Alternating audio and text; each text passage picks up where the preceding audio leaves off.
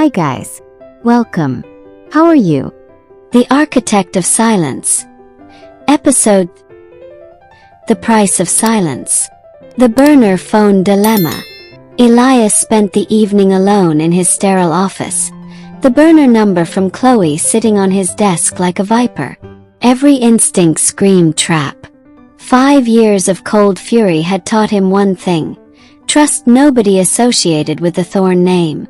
Yet, the specificity of the warning, "Don't build on 17B," was too precise to be random. It was a fact known only to the original architects and the executives who authorized the cover-up. He tried to reason through her motive. If she were loyal to Marcus, she would have gone to him immediately after the meeting, warning him of Elias's thinly veiled threats. Instead, she left a coded warning on his desk. He finally picked up his personal cell and called Leo, his trusted engineer, using an encrypted voice channel. "Elias, I need eyes on the original Azure Spire Foundation reports, Leo. Specifically, the data from the 17B quadrant. Look for remediation costs that were suddenly slashed."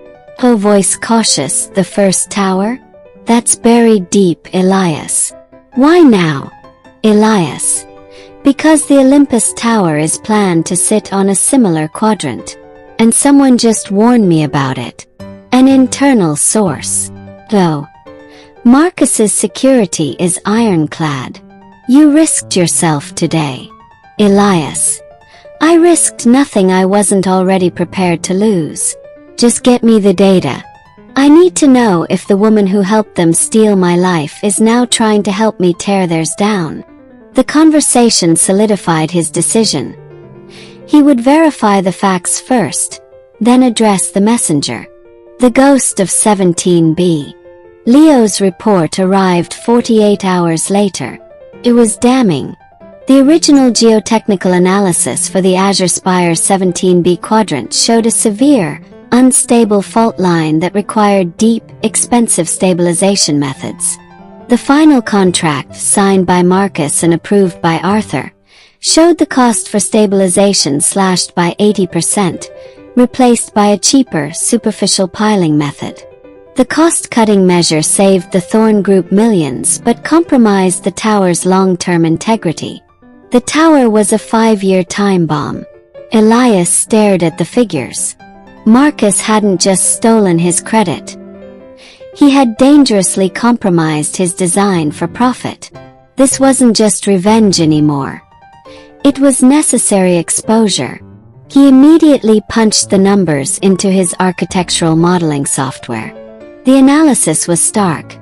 In 10 to 15 years, the Azure Spire would develop severe foundational stress fractures. The structural lie was verifiable. This confirmed two things. First, Chloe's warning was genuine. Second, the revenge plot could now pivot from mere financial sabotage to strategic exposure tied to public safety and monumental corporate fraud. The coded connection.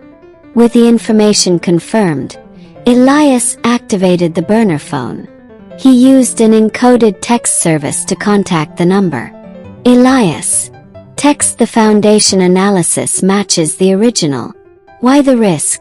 The reply was immediate, clear, and desperate. "I'll text you know why. I didn't sign the severance package. I signed nothing. They took everything that night, including my voice. Marcus is building the new tower with the same shortcuts. He can't know we are talking. Elias, text meet me. Tonight. The old library cafe, midnight. Bring proof of your claim." He needed to see her. He needed to look into the eyes of the woman he loved and hated in equal measure, and determine if this was redemption or manipulation. He knew the Thorn Group had advanced surveillance capabilities. Public meeting was impossible. The old library cafe, now closed after hours, had sentimental value. It was where they had their first date, and it had a hidden service entrance only they knew about. The late-night confession. Elias arrived at the cafe first, slipping in through the dimly lit service entrance. The air inside smelled faintly of stale coffee and old paper. The silence was heavy. Chloe arrived 5 minutes later, her face pale, her movements nervous. She wore a simple trench coat that hid her work attire. She looked like a spy in her own life. Elias. You have 5 minutes, Chloe. Why did you stay after that night? Because I had to. After you left, Arthur and Marcus froze my bank accounts. All of them. They claimed I was complicit in misappropriating Ether assets. They own every marketing firm in this city. I was trapped. If I left, I would have nothing, and you would have been alone fighting them. I couldn't risk them destroying you. Elias. They destroyed me anyway. And you stood on that stage while they handed my life to my sister. I know. And I hate myself for it. But I stayed because I had access. I stayed to be a ghost in their machine. I have 5 years of documentation about their offshore restructuring, their tax fraud, and every dirty contract they've signed since you left. She opened her coat and revealed a small, encrypted thumb drive. Not a company drive, but a personal one. This is my entire life's work since you left. Every piece of ammunition you need to destroy them legally, ethically, and publicly. She pushed the drive across the counter. Marcus is finalizing the financing for Olympus next week. If the financing goes through, the company becomes too big to fail. You have to act now, Elias. The weight of the drive, cliffhanger. Elias picked up the drive. It was cold, small, and felt impossibly heavy. It contained the ultimate power, the destruction of the Thorn dynasty. But it came from the hands of the one person who broke his heart. Elias. Why now, Chloe? Why give this to me now, 5 years later? Chloe's eyes were glistening, a single tear tracking a path down her cheek. Because Marcus is moving up the timeline on the Olympus Tower. He's making the same structural cuts.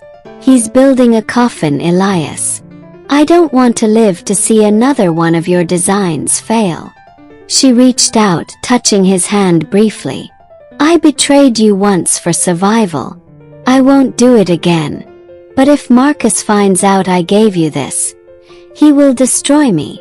Before Elias could reply, the exterior lights of the street flickered, then focused directly on the cafe window. A dark sedan was slowly driving past. Elias and Chloe instinctively ducked behind the counter. Was the meeting compromised? Did Marcus follow her? Elias grips the drive, his mind racing. He has his weapon, but now he has a co-conspirator who is a massive emotional liability. The first landmine. The trust factor. The dark sedan passed without stopping. Elias and Chloe remained crouched behind the counter for several long, tense minutes. The near exposure tightened Elias's resolve. He couldn't trust her emotionally, but he could trust her motive, fear and self-preservation. Elias secured the drive in his briefcase. You need to sever contact immediately, Chloe. No texts, no calls, no coded messages. If I need to contact you, I'll initiate via disposable prepaid burner phone only.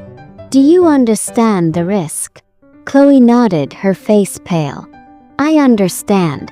I'll go back to being Marcus's shadow. I'll make sure he trusts me implicitly for the next few weeks. Elias. You're walking into a fire. I've been in it for 5 years. Now, at least I know the exit plan. They separated, slipping out through different entrances, the cold weight of the encrypted drive now resting securely against Elias's side. Back in his office, Elias immediately began analyzing the contents of the drive. It was a goldmine. Internal memos detailing illegal cost-cutting, detailed reports on Marcus's misuse of the company credit line for personal ventures, and evidence of tax fraud related to the shifting of profits through shell corporations, planting the seed of doubt. Elias wasn't interested in immediate exposure. A sudden leak would be traced straight back to him. He needed to plant a landmine, a small, insignificant financial blip that would appear to be a simple accounting error, but one that would force an internal investigation into the exact financial corners he knew Marcus had cut. His first target: the procurement budget for the Olympus Tower's initial site survey. He used the credentials Chloe had provided to subtly alter a date on a single invoice from a small, defunct consultancy firm. He changed the date from 5 years ago to the present month. The amount was negligible, only $8,000, but the age discrepancy would raise a flag in the Thorn Group's internal audit system. Elias, internal monologue, they'll assume it's a legacy accounting error, a simple data entry mistake. But to fix it, they'll have to pull up the entire historical file on the initial site preparation. And that file links directly to Marcus's unauthorized overspending. He needed a reaction. He needed Marcus to start looking in the wrong direction. The team meeting and the hidden agenda. The next day, Elias attended the Olympus Tower kickoff meeting with Marcus, Arthur, and the full team. Elias was now officially the lead structural architect, a position that gave him complete authority over the tower's digital mapping. During the meeting, Marcus, full of bluster, announced the immediate start of the foundation work. "We're going fast on this. We need the foundations poured in 6 weeks to secure our next round of financing. Time is money, people." Elias listened, his hand resting on the sleek tablet containing the Olympus Tower's complex digital model. "Elias." "Marcus, I have some concerns about the timeline," Elias interrupted, his voice calm. "My team's preliminary review of the geotechnical survey indicates that the soil in the eastern quadrant, specifically where the primary stabilization pillars are planned, shows significant historical instability. If we rush the piling, we risk catastrophic long-term stress." Marcus waved a dismissive hand. "Nonsense, Elias. That's why we hire you to solve problems, not to invent them. The survey is fine. We proceed." "Elias, with respect, if we proceed, I need to officially document my concern for liability. I will require a written directive from your office overriding my recommendation for a mandatory 3-week soil settlement period." The request forced Marcus to put his arrogance on paper. He scrawled a furious signature on the document, proving his commitment to speed over structural integrity. Elias tucked the signed document away. Another piece of leverage secured. The whistleblower cliffhanger. The minor accounting error worked faster than Elias expected. The $8,000 anomaly triggered a low-level investigation in the accounting department. That afternoon, Elias got an encrypted message from Ben, the engineer he'd contacted in episode 1, the weak link. Ben had been working late, compiling data for the audit team. "Ben, text, they found the old site prep error. The accounting team is asking questions about the cost overruns on the Azure Spire initial phase." Marcus is furious and told the audit team to focus on external fraud. Marcus was paranoid, looking outward for a financial spy when the enemy was already inside the gate, and inside his own family. "Elias, text, tell the audit team they should be looking at the accounts payable ledger. Specifically, the line items associated with consultancy fees. Offshore." Elias knew those offshore fees were the smoking gun for the tax evasion Chloe documented. He had just pointed the Thorn Group's own internal investigation team directly at Marcus's biggest illegal secret. He had started the fire. Sage. Elias closes his laptop, the office dark around him. He knows that Ben is placing his career on the line, but the fire is spreading exactly where he wants it. Now he waits for the heat to hit Marcus.